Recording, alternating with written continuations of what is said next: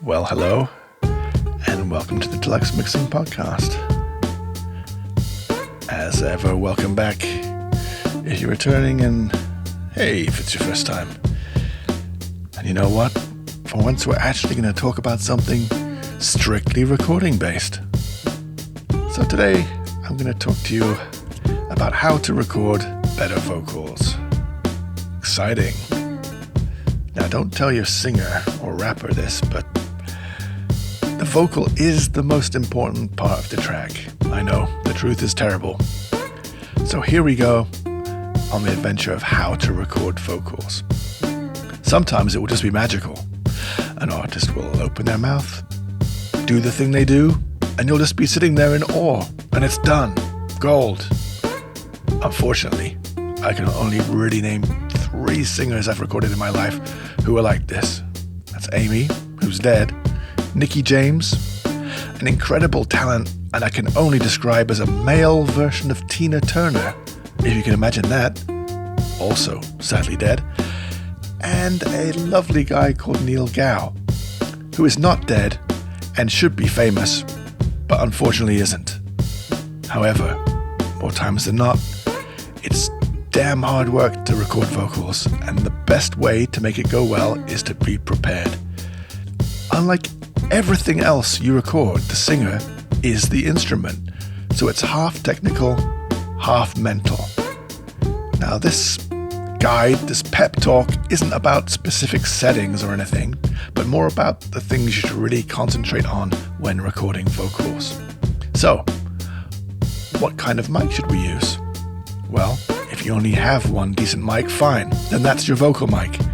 Generally, any large diaphragm condenser is a good start, but it so happens that mics often match fairly specifically to individual singers. So, for a thinner sounding singer, for example, a bigger or bassier sounding mic would work well, and of course, vice versa.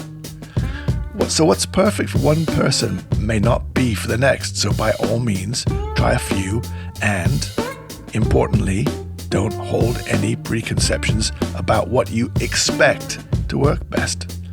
While you can be pretty sure that something high-end, tube-based, and/or, ungodly expensive will give you a great vocal sound, you might just find a cheap condenser or lowly dynamic is the tool for the job. If you're letting your lack of an expensive microphone stop you from being confident, don't. I was working on a record at Rockfield, spoiled for choice, having an amazing selection including 2 vintage U67s in the mic locker, and the producer I was engineering for wanted me to use an SM57. Yeah, that $100 piece of crap. The singer was quite dirty, loud, had a very rocky voice, and so that's what I used. I put it on a stand, put a pop shield in front of it, and off we went. Didn't think twice about it. On this topic, certain mics seem to have a bit of an internet cult following, the 2 biggest being the SM7B and the U87. Now there's nothing wrong with the 87, but it kind of does have a little bit of a woolly low mid bump, and for me, always needs EQing. Same with the SM7B. Great for rap, singers who scream and rock and roll, but always needs EQ to sound special. It's just a dynamic in a metal cage to keep you away from the mic. It was designed for broadcasting. Neither of these mics are magical and work no better or less well than any others, so don't believe the hype. Your Audio-Technica, or whatever you have, is totally capable of recording a great world-class vocal. And the same goes for preamps. Unless you're rocking a particularly nasty interface from Temu in 2025, your preamps you have are already probably totally fine. Some are even fantastic. Like microphones, there are subtle changes in tone and refinement, but you know what? Having that Neve mic pre isn't going to change your life, whereas a truly great performance might. Next, we're going to talk about something very important, checking the headphones. It may seem obvious, but the first thing you're going to do when you set up to record is check the headphone mix. Make sure your singer has a super nice, clear, solid mix in the headphones before they even try them on, and that whatever mic you selected is coming through. The better the track sounds, and, importantly, the better they sound, the better they will perform. Make sure you have some reverb set up on an aux ready to go. It's a very personal thing. Some singers would like to be bone dry, but often singers are actually quite shy creatures and like to be swimming in verb and delay. Ask them. Either way, it's your job to make them happy and comfortable and to be ready. Maybe they won't even get on with headphones at all and would rather sing in the control room with the speakers on. That's fine. Face them towards the monitors. Do your best to reduce bleed, build a barrier, use a little ISO shield and crack on with it. I also want to make a quick comment about vocal booths. Often, they totally suck. Even in really good studios, they can be small spaces with a nasty resonance you can't quite ever get rid of. Have big panes of glass, all kinds of things adverse to great recording. Often it's just best to set up in the big room and use a couple of baffles or hang a blanket and do whatever you need to do to dampen it down in there. Singers almost always stand too close to the mic. So, as one of my less PC mentors told me, and don't shoot me, blame the 80s, tell them to, if it's a guy, stand a cock's length away from the mic, which will immediately have male singers leaping back a foot, unless they're female, in which they'll move back about half of that. Either works. We just don't want vocalists right up on the mic, unless we're going for a super close, big, bassy sound. You're going to want to use a pop shield unless you believe half of the music videos of people recording in studios where they don't have any. And I like to put this as far as I want to keep the singer away from the mic to reduce plosives. That's like the big bangs you get from like P and B when you sing. And some of the syllables as well. And depending on how much low end I need, closer to the mic. Closer to the mic, the more low end. Further away, the less low end. Now, if you don't have a pop shield, you could tape a pencil vertically in front of the capsule, right in the middle. I know. Ancient recording juju secrets from Uncle Adam. And if you haven't got a pop shield, make one from a coat hanger, bend it into a loop, and put a pair of pantyhose over the loop. I'm not going to ask you where you got them, don't worry. Check out Michael Jackson on the We Are the World video. If pantyhose are good enough for him, they're good enough for us. Put this homemade pop shield on a separate mic stand in front of the mic, and away you go. Now let's talk about where to put the mic. First, we have the manual method. Mic placement affects tone. Most people understand the proximity effect I just talked to you about, as in the closer you are to the mic, the more low end you get. But you can also swoop the mic up and down a little vertically, higher for more head, lower for more chest. You're gonna hate this, but use your ears.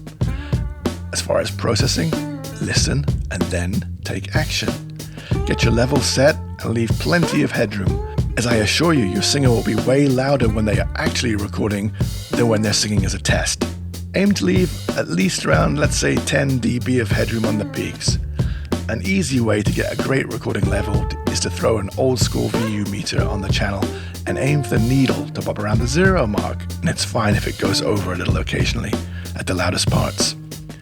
You'll probably find recording at that level also has the benefit of working really well with any other things you might use in the vocal chain.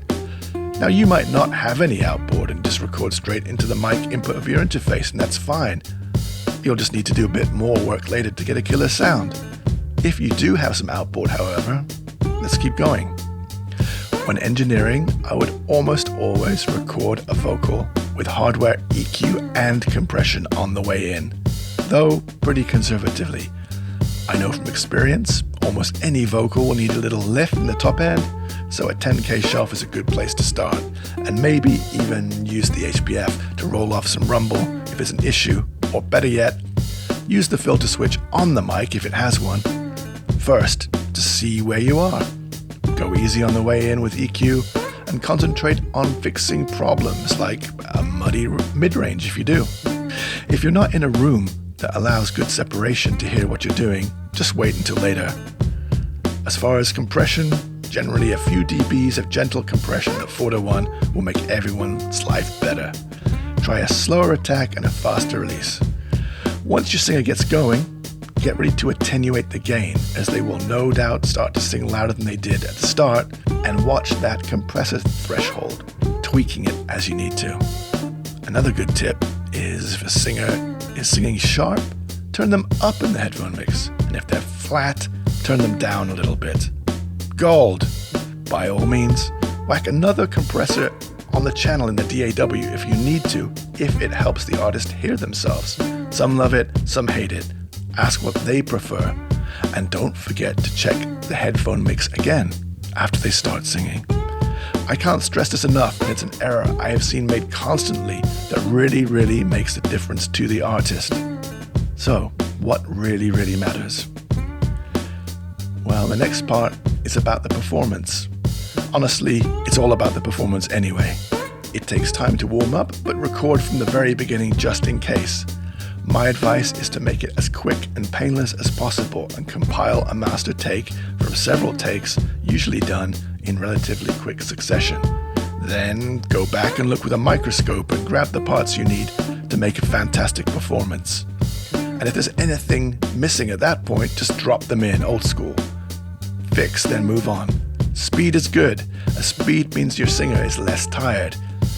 It will not always go smoothly, and sometimes is the most time-consuming part of the process. And here you need to swap hats from being a technician to being a coach. Whatever you need to do it to help get your singer to the finish line. Do not settle for good enough. Here, quality matters. Have a warm drink ready, pay attention, make notes so you can make sensible comments about the performance and takes. Stay off your damn phone. There is nothing worse for an artist who asks for direction to receive no useful feedback or for it to arrive late. Consistency. Even with the same setup and mic, recording on a different day can make a big difference to the sound. So try to wrap up the specific part at least you're working on before you do call it a day. I like to make doubles if needed as we go, so the singer has the exact delivery in their head, so time is of the essence. Do it quickly. You can also make doubles from the alternative takes you had spare if they were good, and manually edit or use something like Vocaline to tidy things up. There's nothing worse than hearing multiple lines in a harmony stack end at different times. If you want an education in stacked vocals, have a listen to some late 80s or early 90s R&B. Done to tape and flawless. That was achieved by one thing: hard work. Clean up your mess. Once you've finished recording, you also might want to look at clearing up some of the noise, random humming, swearing, clanky mic stands, snot noises, clicks, and other weird stuff singers do at this point. And deal with breaths if they're an issue. Don't delete them by default. They can add character and realism, so use your best judgment. Go listen to a Diana Ross track. Really, any Diana Ross track. Now come back and listen to your track again. In comparison, are your breaths that loud anymore? No. She was crazy loud. You can always manually just turn them down in a DAW, which is way better than any de-esser plugin, I promise.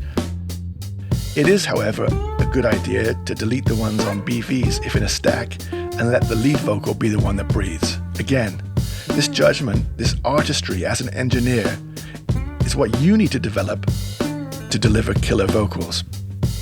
When you're done, sit with your vocalist, compile a master take of each separate part, all on one track with nice crossfades, and then think about what's next. Maybe you might need to tune or not. So do that if you need to. Fix plosives if some made it through, and finally, render that sucker. Don't leave your session with tiny little chunks of files. Well, I hope you found this episode useful and it helps you record better vocals than ever. Now, if you have now gone on to record some killer vocals, you probably need somebody who can do killer mixes for you. If that's the case, reach out and touch me. You know where to find me. All right. Hope you enjoyed the episode. As always, leave me some comments or suggestions for new episodes. I'd love to hear from you. and I will see you again next time on the pod.